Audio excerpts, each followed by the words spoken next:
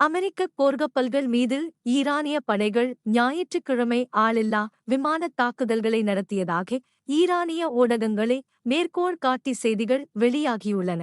அமெரிக்க படைகள் ஈரானிய கப்பல் மீது துப்பாக்கிச் சூடு நடத்தி அதனை வழிமறித்ததற்கு பதிலடியாக இந்த தாக்குதல் மேற்கொள்ளப்பட்டுள்ளதாக தெரிவிக்கப்படுகின்றது. ஓமான் வளைகுடாவில் அமெரிக்க படைகள் டூஸ்கா என்ற கொள்கலன் கப்பலில் ஏறிய பிறகு ஈரானிய ஆளில்லா விமானங்கள் அமெரிக்க கப்பல்கள் மீது ஏவப்பட்டதாக அரசு செய்தி நிறுவனமான தஸ்னிம் செய்தி வெளியிட்டது. ஆனால் இலக்குகள் இராணுவ கப்பல்களா அல்லது வர்த்தக கப்பல்களா என்பதை அது குறிப்பிடவில்லை. மலேசியாவின் கிளான் துறைமுகம் ஏப்ரல் 7 அன்று அறிவிக்கப்பட்டு கடைப்பிடிக்கப்பட்டு வரும் பாகிஸ்தானின் மத்தியஸ்தத்தில் ஏற்பட்ட 2 வார கால போர் நிறுத்தத்தை மீறிய செயல் இது என்று கூறிய ஈரான் அமெரிக்க படைகள் ஈரானிய கப்பலை கைப்பற்றியதை உறுதி செய்ததுடன் விரைவில் பதிலடி கொடுக்கப்படும் என எச்சரித்திருந்தது.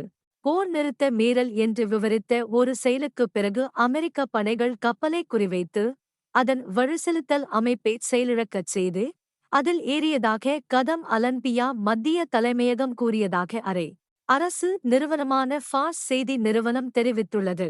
கப்பல் கண்காணிப்பு தரவுகளின்படி டூஸ்கா கப்பல் ஏப்ரல் 12 அன்று மலேசியாவின் கிளான் துறைமுகத்திலிருந்து புறப்பட்டது.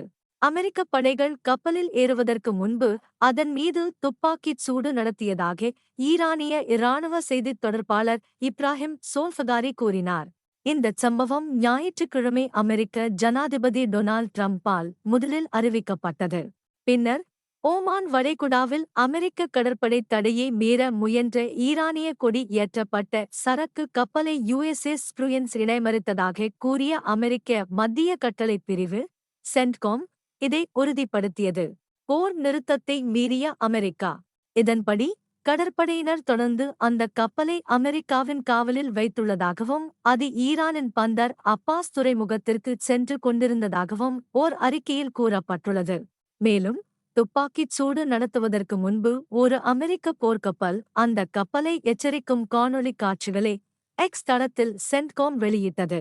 ஆக்கிரமிப்பு மனப்பான்மை கொண்ட அமெரிக்கா போர் நிறுத்தத்தை மீறி கடல் கொள்ளையில் ஈடுபட்டு ஈரானின் கப்பல்களில் ஒன்றின் வழிசெலுத்தல் அமைப்பை செயலிழக்கச் செய்த பிறகு அதன் மீது தாக்குதல் நடத்தியுள்ளதாகவும் பல பயங்கரவாத கடற்படை வீரர்களை கப்பலில் இறக்கிய பின்னர் அமெரிக்க படைகள் அதில் ஏறியதாகவும் சோல்ஃபகாரி கூறினார். அமெரிக்க இராணுவத்தின் இந்த ஆயுதமேந்திய கடற்கொள்ளை செயலுக்கு ஈரானின் இராணுவ படைகள் விரைவில் பதிலடி கொடுக்கும் என்று நாங்கள் எச்சரிக்கிறோம் என்று மேலும் தெரிவித்தமை குறிப்பிடத்தக்கது.